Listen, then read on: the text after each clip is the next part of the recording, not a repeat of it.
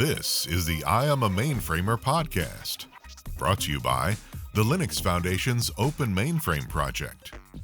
Episodes explore the careers of mainframe professionals and offer insights into the industry and technology.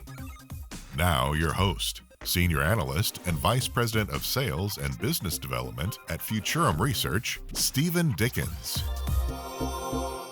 Hello and welcome to the I'm a Mainframer podcast. I'm your host today, Steven Dickens. My dog's in the background.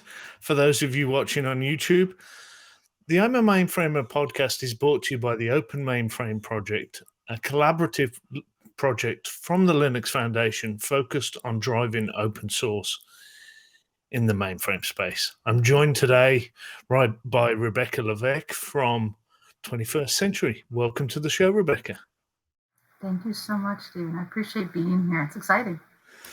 Well, let's hopefully keep that spirit going for the rest of the show. So just to get the listeners up orientated here, just to give us a little perspective on your role, what you do for 21st Century, and then we'll use that as a jumping off point into the rest of the conversation.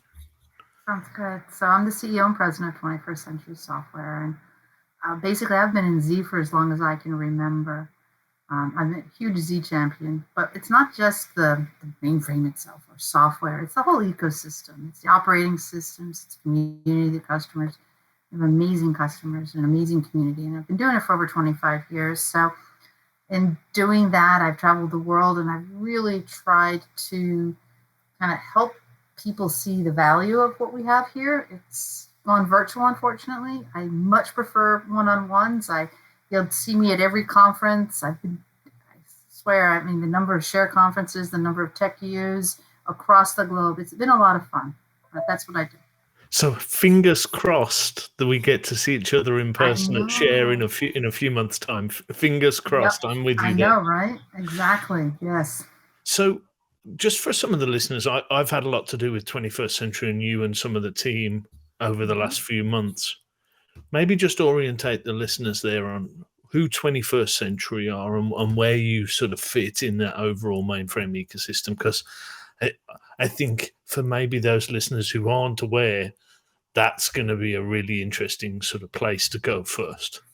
So, 21st Century Software has been around for a very long time, but we were kind of a standard of living business. When you were in the 80s, 90s, and even early O's, you could be a really focused small ISV and do some things really, really well.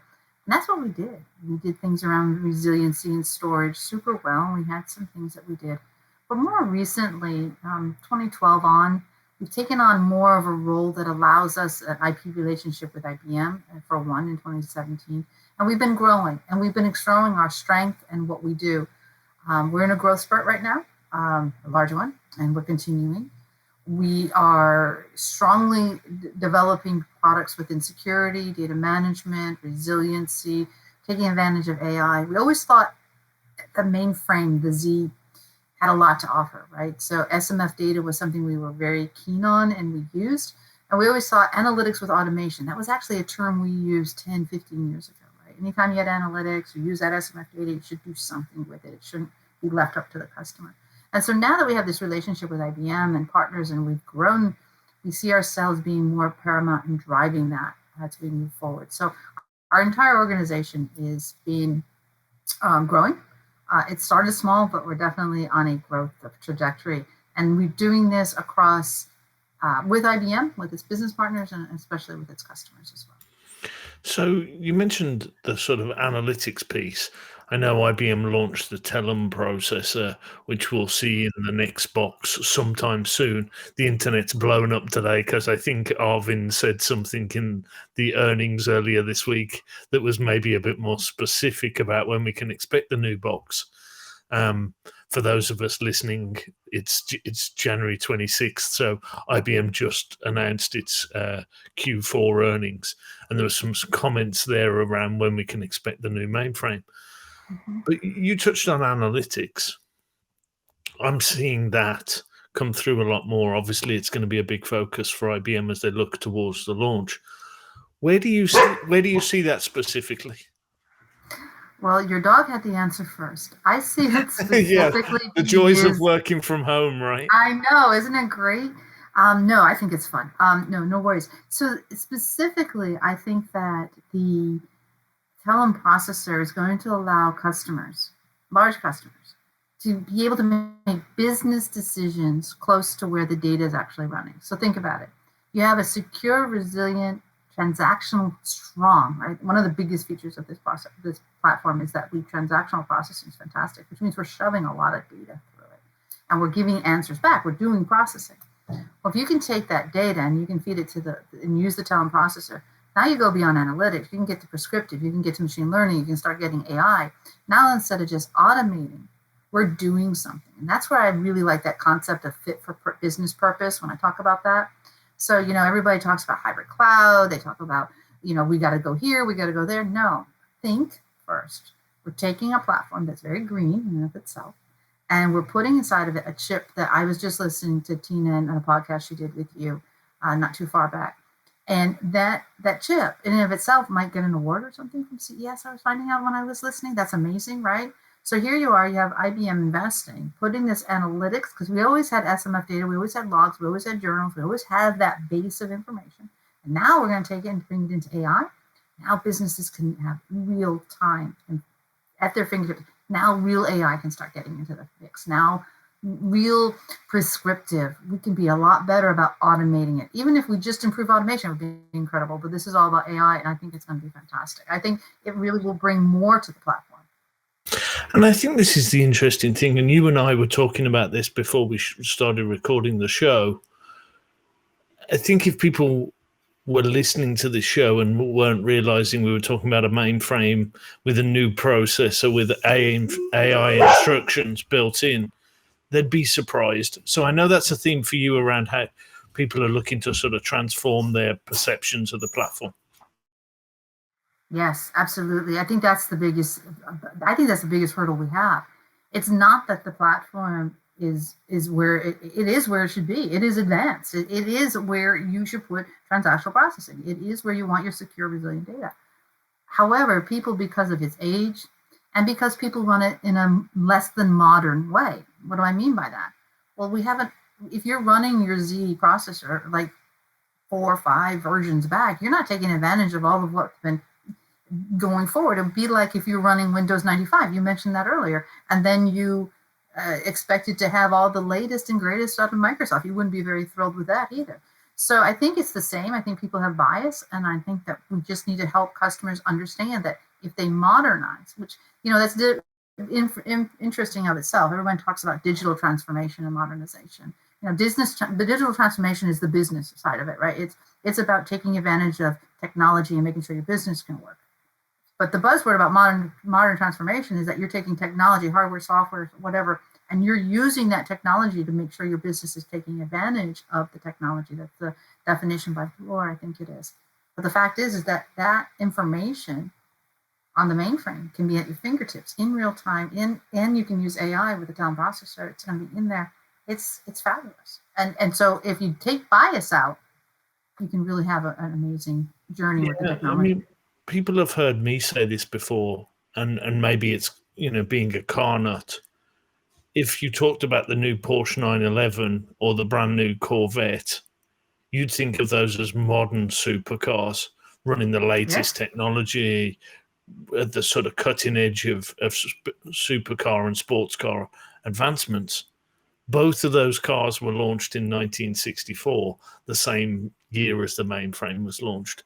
If you said, the new Porsche 911's old technology and its legacy, the Porsche fanatics would go insane, as would those Corvette fanatics.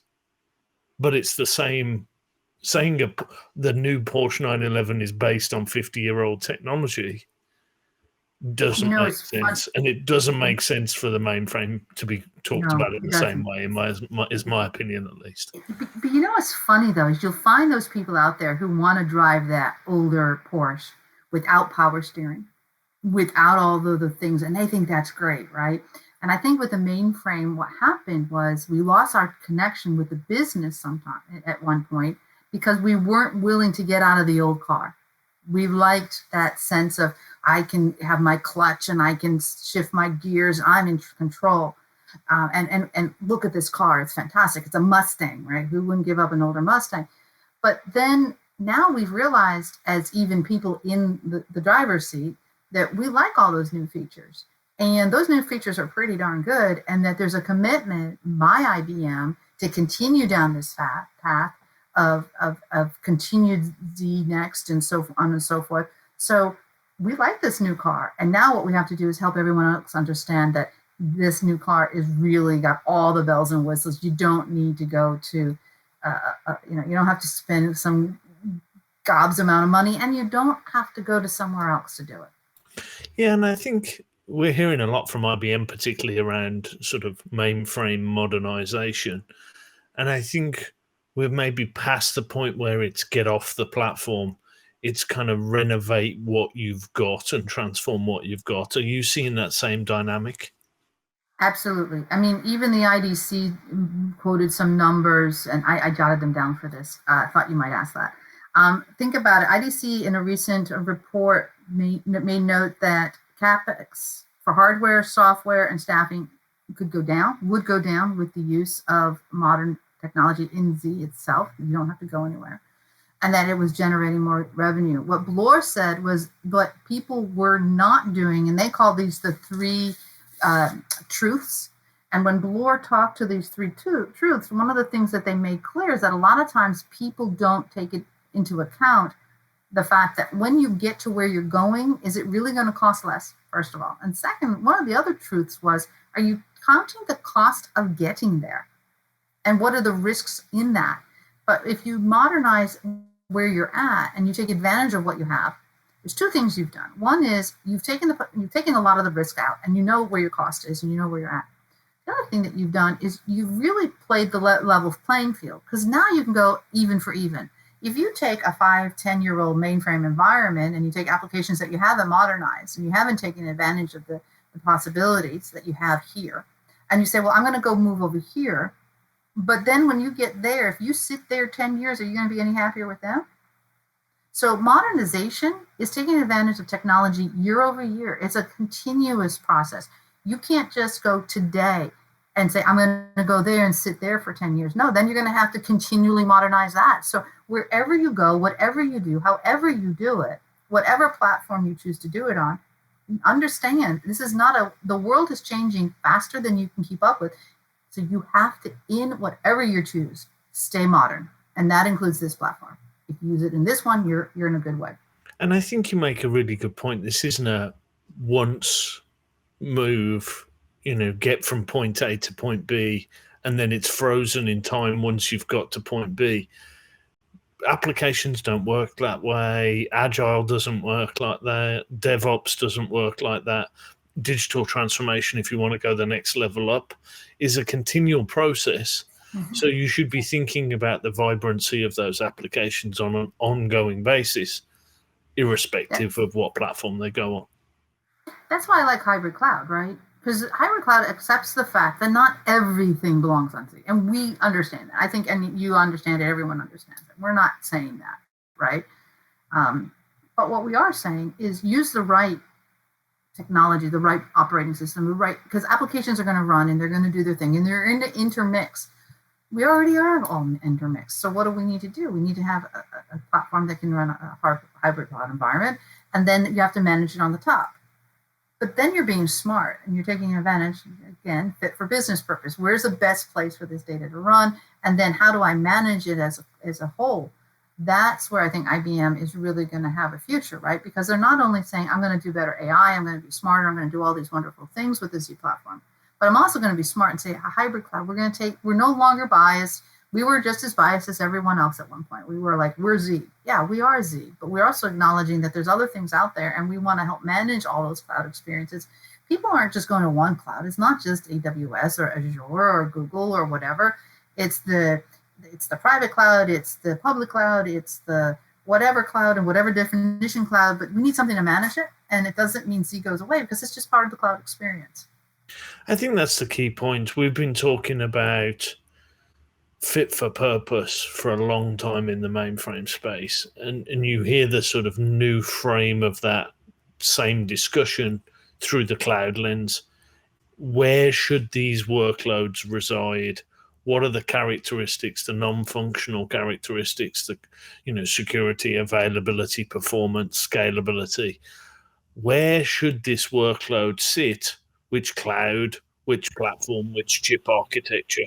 You're seeing a fragmentation, all of the work that's going on in the chip space with all of the different architectures. I think that looking at the mainframe in the context of that type of discussion around where should the workload sit and what are those non-functional requirements, it's almost coming back into vogue for me. Yeah. It's almost coming back into. Are you seeing that same dynamic?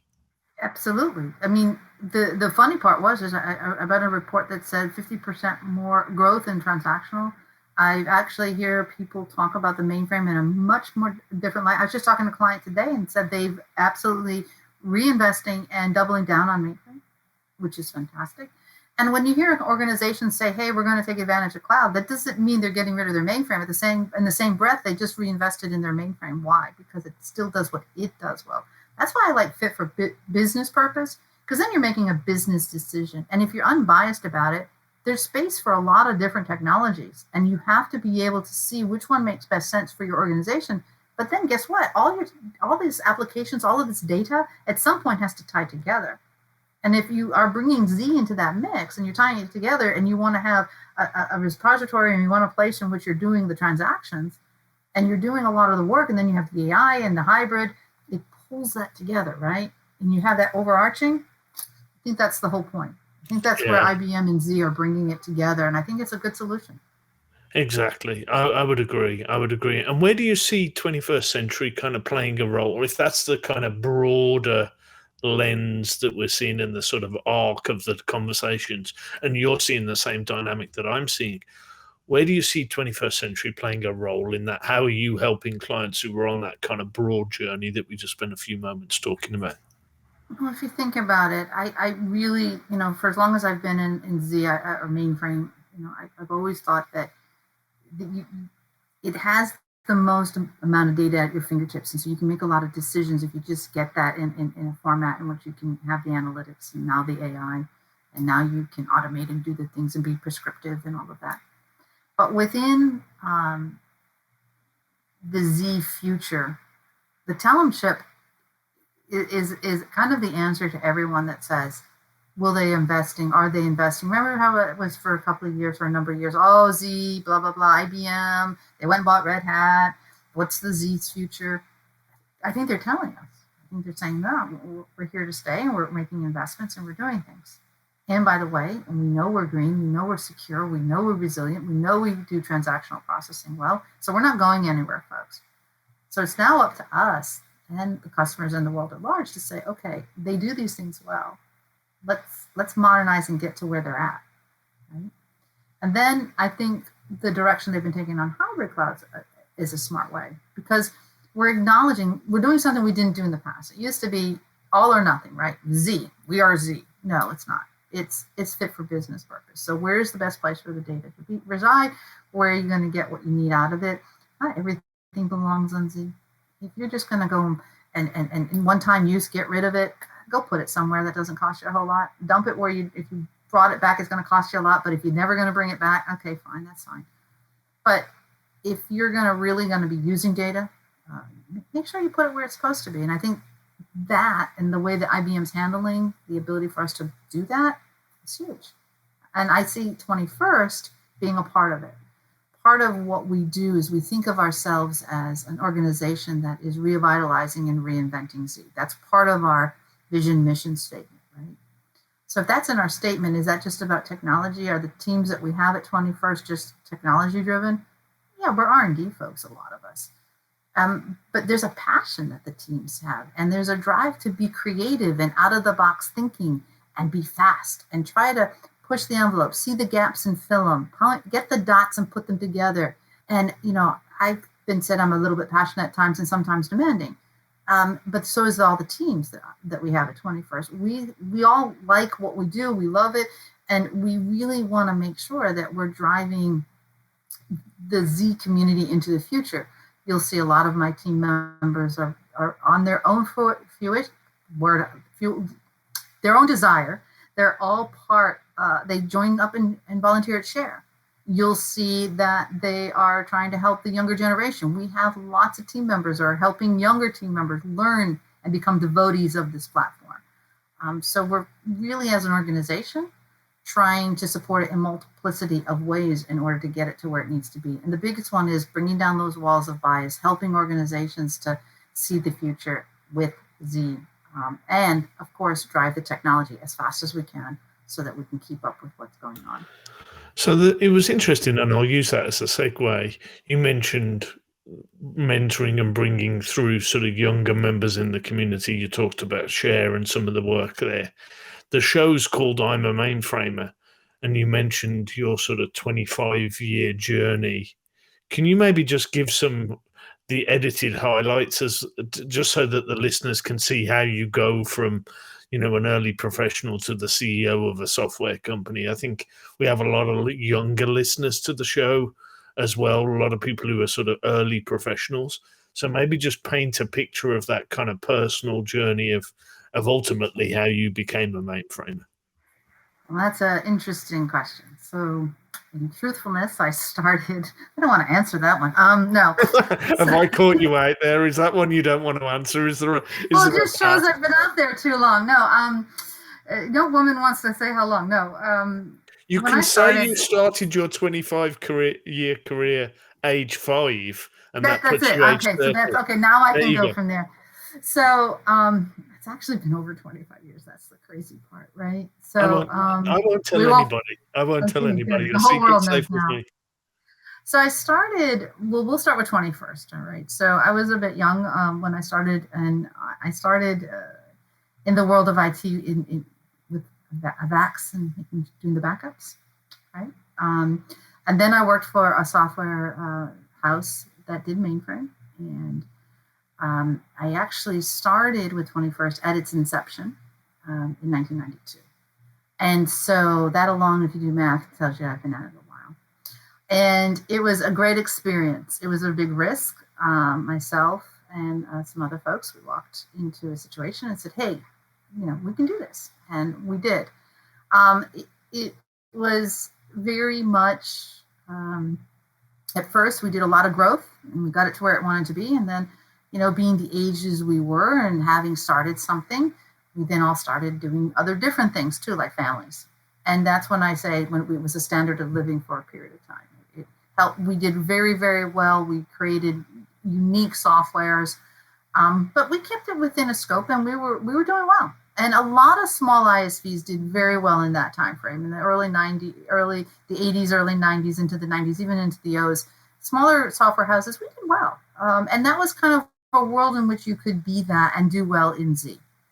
And then around 2012, my son is, children are getting older, and you have the opportunity of pushing it again. And that's what we started doing. And it's been exciting. And I guess the point I'm making here is that you can have your cake and eat it too a little bit if you're willing. Like you can, within any IT infrastructure or within any organization, you can kind of let your business side of the world and your personal side kind of grow together. And that's what's happened. And then in the last 10 years, we've just really been pushing hard. And we are definitely in the forefront of development. We have offices now in Stuttgart and Perth, Australia, and New Jersey, and in our corporate offices in Wayne, Pennsylvania, where I'm at.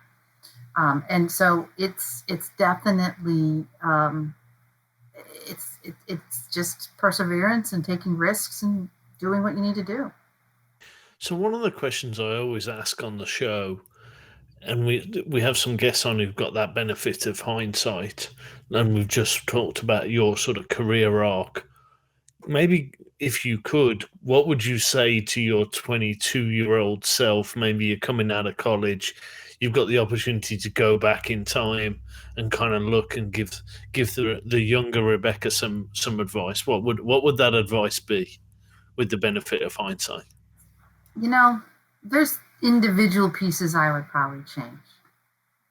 The decisions I would make differently, sure. But if I had to go back and look at myself, I listened to Tina. I know you asked this, so I was careful. I prepared a little bit. It was about, I thought to myself, don't underestimate yourself. Believe in yourself. And still take the risks you took. When we started 21st, it was a risk. And there was a couple other software companies that I had been a part of along the way. And those are all risks. You look at it and you say, was it the right choice? Well, maybe one or two of them I wouldn't have taken, but this one was good. And so be willing to take that and know that it's not always going to be easy and there's going to be setbacks, but that's okay. Don't quit. And I wouldn't change the major things. Of course, there's little things. Everybody would say they would change. But the big things, no, I would continue. I would do what I'm doing today. And the advice you'd give to yourself, would it be that take those risks, back yourself in those situations? Yeah, take the risks. Because when you are doing something new, when you're trying to change something, when you're trying to be faster, better, or smarter, those are the three words I always put to things, right? You want to be faster, better, than smarter than the competitor. If you're trying to just do things in that vein, there's risks associated with that. You're gonna fail, and I'm glad I did. Sometimes it's bumpy, and sometimes it doesn't feel good. It's not always a fun day, but at the end of the day, I'm glad I did. And so take the risks. Don't underestimate yourself. Believe in yourself. Take the risks, and I'm glad I did that. And I would do the same. I like that as a sort of mantra there: faster, better, smarter. I can see how you could apply that to multiple disciplines. Is that sort of something you live by and Yes. kind of bring to most of your sort of business discussions? Yes, you can ask anybody who's with me, and when I say passionate and demanding, it's because everything's faster, better, smarter. It's gotten into our presentations. It's gotten into how I like to do things. Because, look, if you have the perfect box and it is perfect, but you're not there to show it, I can show up with a box that has some bends and I'm not perfect. But if I show up with the box and people believe in it, I can fix it. But if you never get there and you're leaving the doors open, and you got to be better than people, and that you have to really form the relationships. And when I say better, I'm not saying like you're better than as a person. You're better at trying to build those relationships and get people to work with you so that you can and smarter, you just want to have smart people around you. I am not the smartest of my team by any sort, but I have some really good teammates, and they build on it. So faster, better, smarter is a 21st thing. It's who I try to be, but it's also the way that I try to see how we do things. I like the way you described and self-effacing, but describe yourself as, I'm not the smartest person, but I'm trying to surround myself with smarter people. I've made a career in this industry by trying to identify smart people and tag myself to those and sort of get that additional lift. I think if you're curious and on a journey to get smarter every day, you're going to get smarter personally, and you're going to have more fun and be associated with better people. So, I mean, as we start to bring this home for the listeners here and start to think about it, where are you seeing the mainframe go? One of the things I always ask of the listeners here as we start to bring it to, always ask of the guests on behalf of the listeners, is I'm really interested, especially when we get CEOs of software companies on. You're in a unique position with this strategic lens. You can start to look away and look further down the road. And I always ask the question, with a crystal ball, where do you think we're going to be 3-5 years out from the mainframe? Because we spent some time talking about the backwards looking lens and how the platform has evolved over the last 50 plus years. Where do you see the next 5 years? I see hybrid cloud and being a real important part of our transformation. I see modernization and being a part of the digital transformation. When I talk to the subject of business, and making sure that we're driving towards the business is driving where we have to go. So we need to be listening. We need to be communicating with them. And then when we're doing that, I think Z with the Telem chip is going to be a core component of any large organization's IT infrastructure. And it is my hope that if we can clear the minds of bias when it comes to the Z, that we actually will see new businesses come on Z. Because once we really share with them the ability that we have with the transactional processing, everyone wants to be green. How green can you be with the transactions we can process and the IO we put through for that little box? Look at the square we take on a floor and then look at everything else and the power and everything they consume, right? So if we really want to, I'm hoping and I think that I'm betting on the fact that Z is here for many years to stay. And I think that it's going to be a little different. It's going to be cloud. It's going to be hybrid cloud. It's going to have to take on some nuances. But I think we're up for the challenge. And I think with the Telem chip and the commitment from IBM, I'm betting my horse on it. So, and our organization. So we're a Z company. That's what we're doing. I tend to subscribe to that view of the future as well. I think we're past a lot of the get off the platform's going to die rhetoric that was maybe there 10, 15 years ago. I think we're starting to see a different dynamic.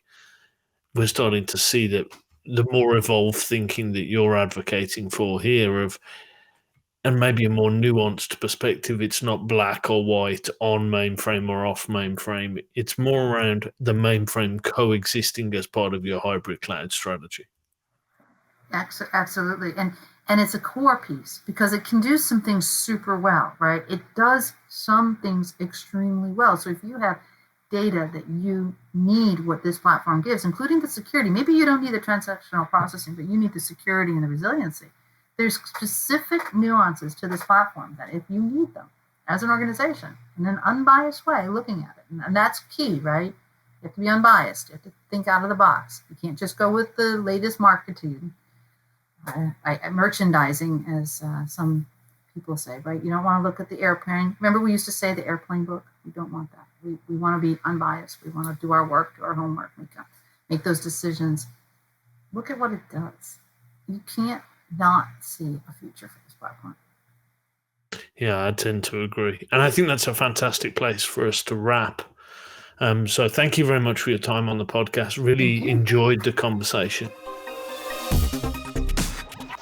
Thank you for tuning in to I Am A Mainframer. Liked what you heard? Subscribe to get every episode or watch us online at openmainframeproject.org. Until next time, this is the I Am A Mainframer podcast. Insights for today's mainframe professionals.